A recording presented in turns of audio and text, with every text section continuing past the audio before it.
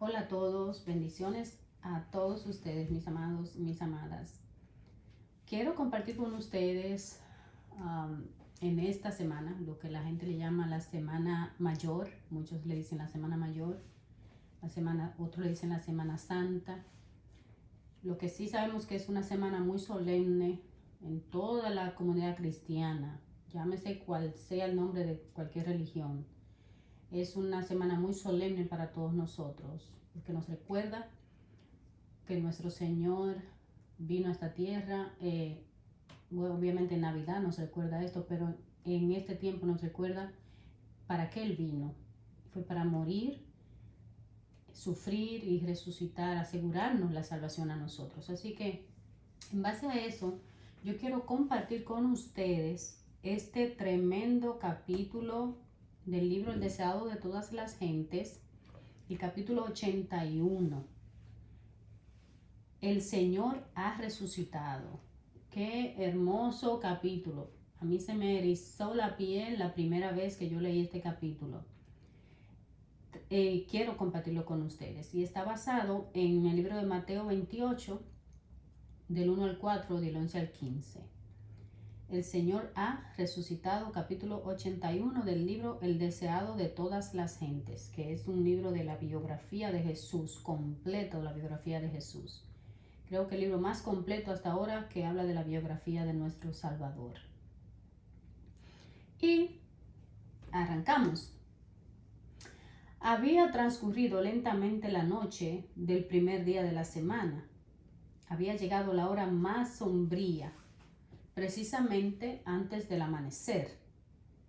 Cristo estaba todavía preso en su estrecha tumba. La gran piedra estaba en su lugar. El sello romano no había sido roto. Los guardias romanos seguían velando y había vigilantes invisibles. Huestes de malos ángeles se cernían sobre el lugar. Si hubiese sido posible, el príncipe de las tinieblas, con su ejército apóstata, habría mantenido para siempre sellada la tumba que guardaba al Hijo de Dios. Pero un ejército celestial rodeaba el sepulcro. Amén.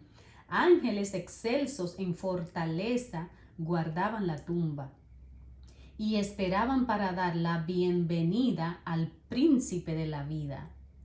He aquí que fue hecho un gran terremoto, porque un ángel del Señor descendió del cielo, revestido con la panoplia de Dios.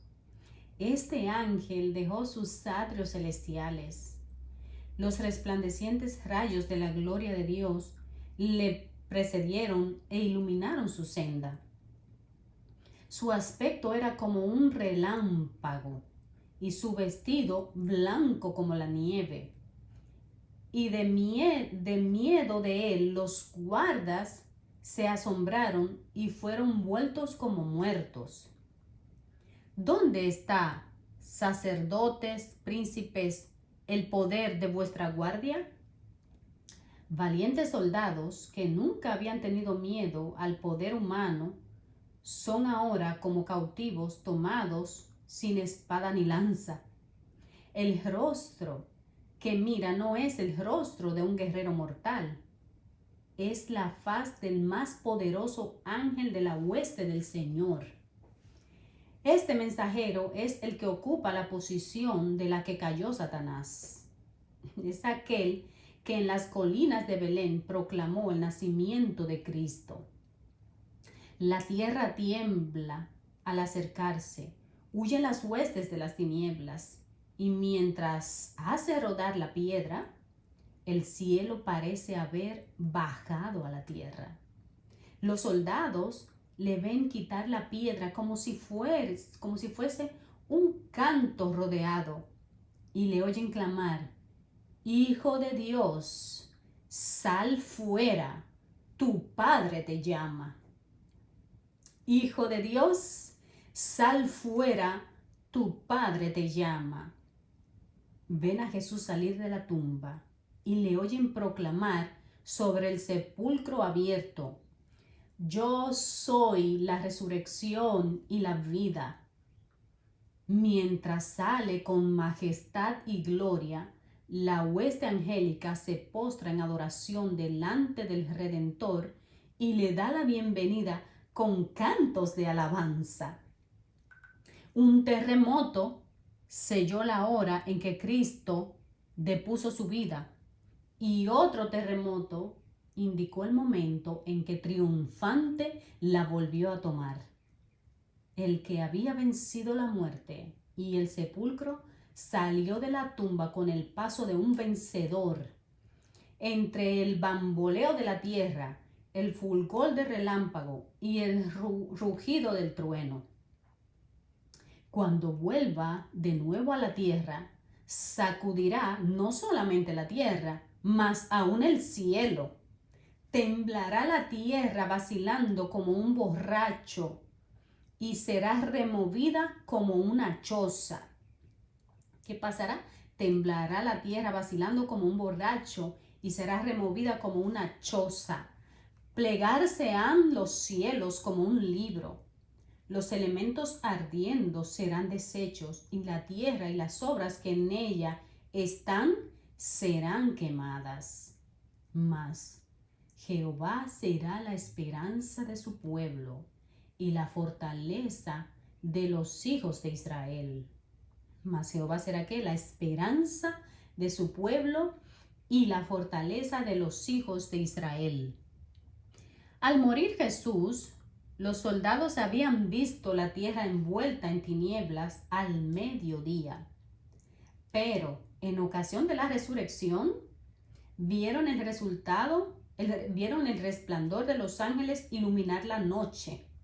Fue todo lo contrario. Al morir Jesús, los soldados habían visto la tierra envuelta en tinieblas al pleno mediodía.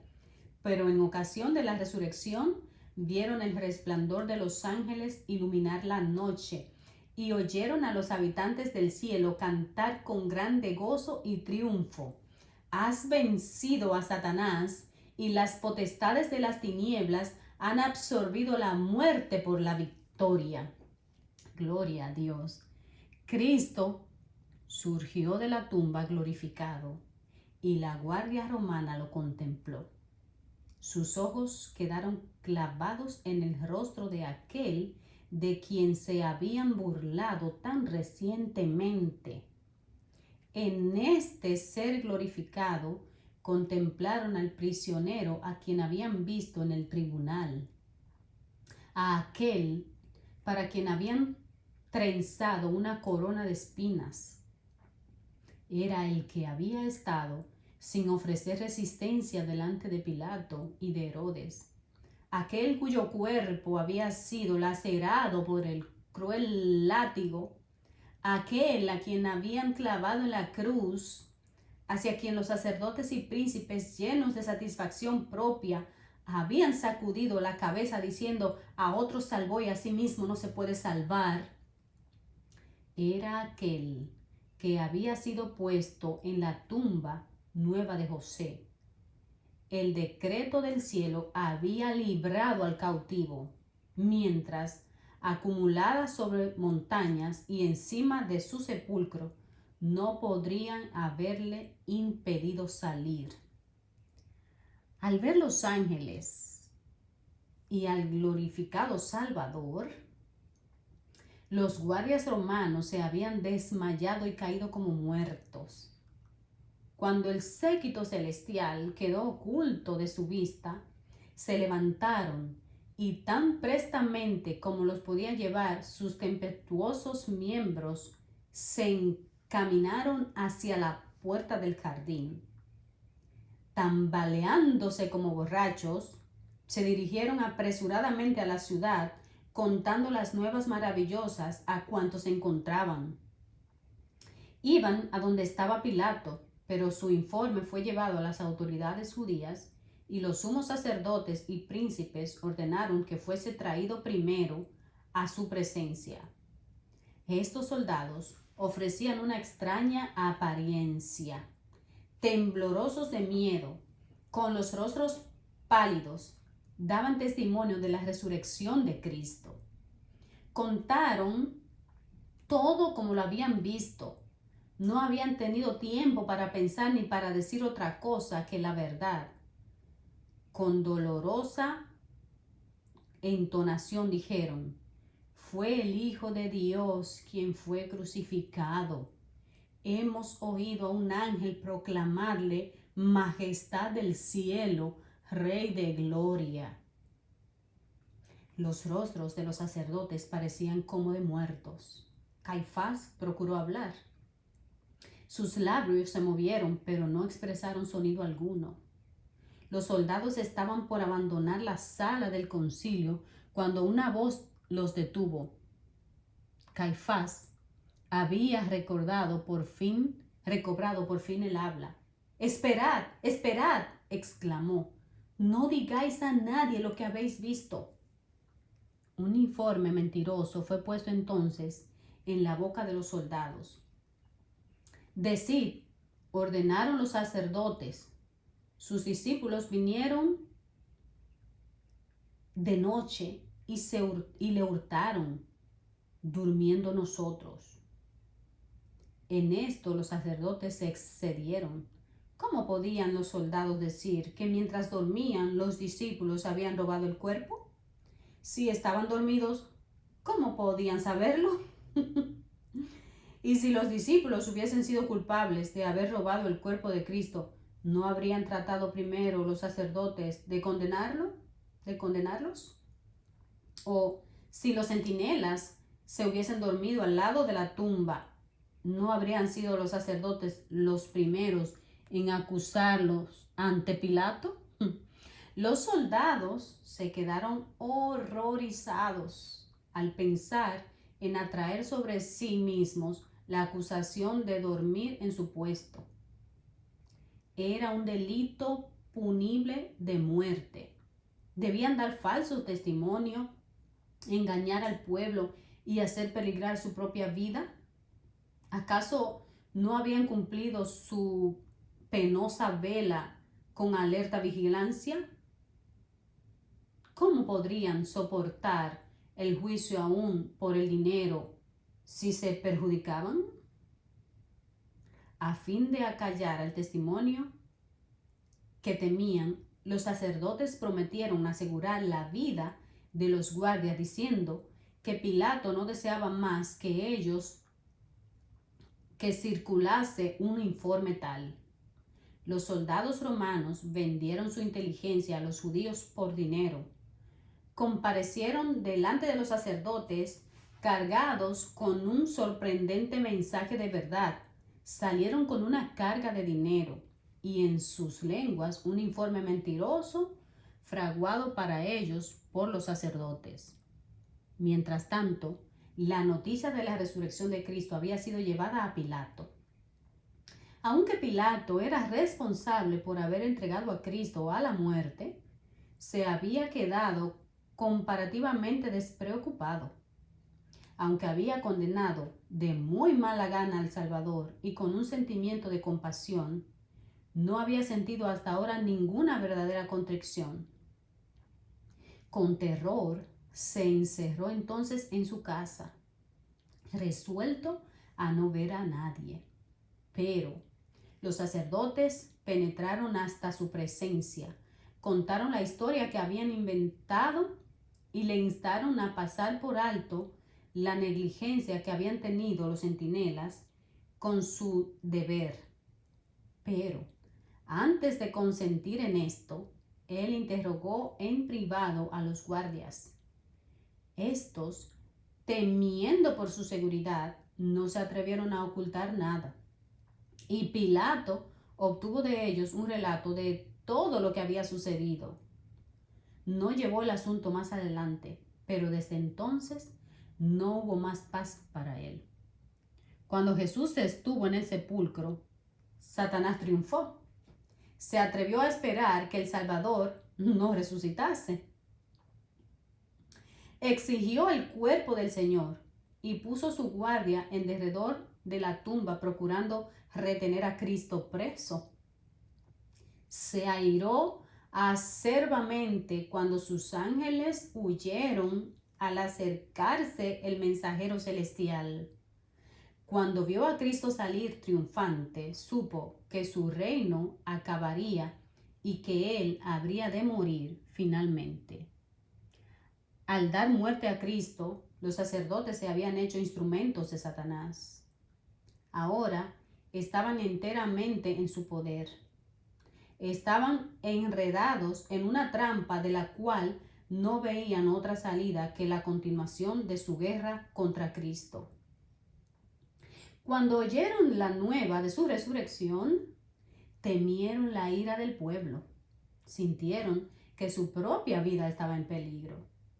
Su única esperanza consistía en probar que Cristo había sido un impostor y negar que hubiese resucitado.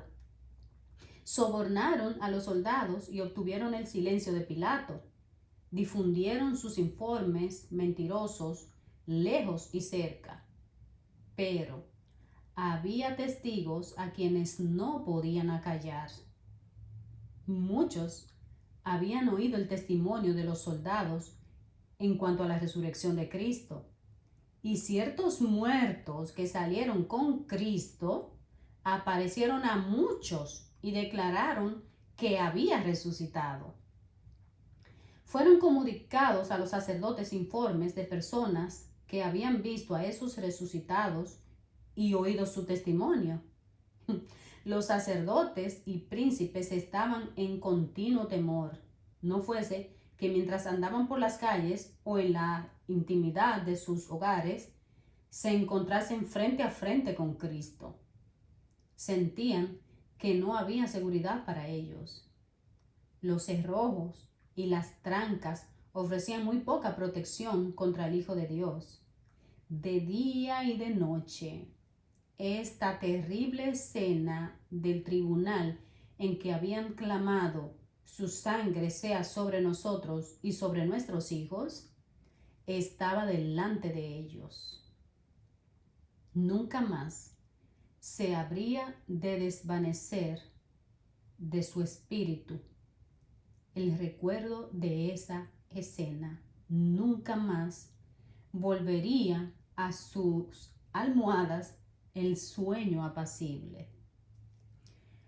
Cuando la voz del poderoso ángel fue oída junto a la tumba de Cristo diciendo: "Tu Padre te llama", el Salvador salió de la tumba por la vida que había en él. Quedó probada la verdad de sus palabras: "Yo pongo mi vida para volverla a tomar". Tengo poder para ponerla y tengo poder para volverla a tomar. Entonces se cumplió la profecía que había hecho a los sacerdotes y príncipes: "Destruid este templo y en 3 días lo levantaré". Amén.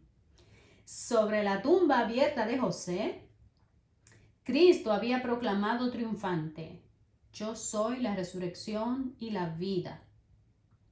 Únicamente la divinidad podía pronunciar estas palabras. Todos los seres creados viven por la voluntad y el poder de Dios. Son receptores dependientes de la vida de Dios. Repito esta parte: todos los seres humanos, todos los seres creados, viven por la voluntad y el poder de Dios. Son receptores dependientes de la vida de Dios. Desde el más sublime serafín hasta el ser animado más humilde, todos son renovados por la fuente de la vida. Únicamente el que es uno con Dios podía decir: "Tengo poder para poner mi vida y tengo poder para tomarla de nuevo". En su divinidad, Cristo poseía el poder de quebrar las ligaduras de la muerte. Cristo resucitó de entre los muertos como primicia de aquellos que dormían. Estaba representado por la gavilla agitada, y su resurrección se realizó en el mismo día en que esa gavilla era presentada delante del Señor. Durante más de 1000 años se había realizado esa ceremonia simbólica. Se juntaban las primeras espigas de grano maduro de los campos de la mies. Y cuando la gente subía a Jerusalén para la Pascua, se agitaba la gavilla de primicias como ofrenda de agradecimiento delante de Jehová. No podía ponerse la hoz a la mies para juntarla en gavillas antes que esa ofrenda fuese presentada. La gavilla dedicada a Dios representaba la mies. Así también Cristo, las primicias, representaba la gran mies espiritual que ha de ser juntada para el reino de Dios. Su resurrección es símbolo y garantía de la resurrección de todos los justos muertos. ¿Su resurrección es qué? Es símbolo y garantía de la resurrección de todos los justos muertos. Porque si creemos que Jesús murió y resucitó, así también traerá Dios con él a los que durmieron en Jesús. Al resucitar Cristo, sacó de la tumba una multitud de cautivos. El terremoto ocurrido en ocasión de su muerte había abierto sus tumbas, y cuando él resucitó, salieron con él. Eran aquellos que habían sido colaboradores con Dios y que, a costa de su vida, habían dado testimonio de la verdad. Ahora iban a ser testigos de aquel que los había resucitado. Durante su ministerio, Jesús había dado la vida a algunos muertos. Había resucitado al hijo de la viuda de Naín, a la hija del príncipe y a Lázaro. Pero estos no fueron revestidos de inmortalidad. Después de haber sido resucitados, estaban todavía sujetos a la muerte. Pero los que salieron de la tumba en ocasión de la resurrección de Cristo fueron resucitados para vida eterna. Ascendieron con él como trofeos de su victoria sobre la muerte y el sepulcro. Estos, dijo Cristo, no son ya cautivos de Satanás. Los he redimido. Los he traído de la tumba como primicias de mi poder, para que estén conmigo donde yo esté y no vean nunca más la muerte ni experimenten dolor. ¡Qué maravilloso! Bendito sea el nombre de Dios.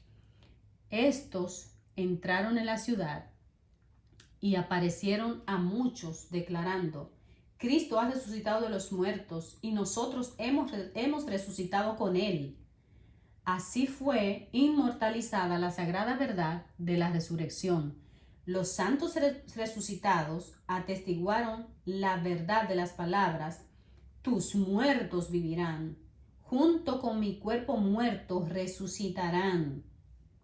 Su resurrección ilustró el cumplimiento de la profecía: despertad y cantad, moradores del polvo, porque tu rocío, cual rocío de hortalizas, y la tierra echará los muertos. Para el creyente, Cristo es la resurrección y la vida. ¿Para quién? Para el creyente. Cristo es la resurrección y la vida. En nuestro Salvador, la vida que se había perdido por el pecado es restaurada, porque Él tiene vida en sí mismo para vivificar a quienes Él quiera. Está investido con el derecho de dar la inmortalidad. La vida que Él depuso en la humanidad, la vuelve a tomar y la da a la humanidad. Yo he venido, dijo, para que tengan vida y para que la tengan en abundancia. El que bebiere del agua que yo le daré, para siempre no tendrá sed. mas el agua que yo le daré será en él una fuente de agua que salte para vida eterna. El que come mi carne y bebe mi sangre tiene vida eterna, y yo le resucitaré en el día postrero.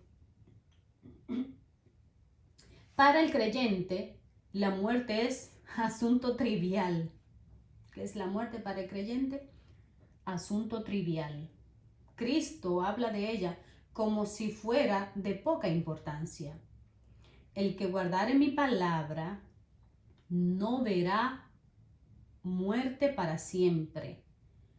No gustará muerte para siempre.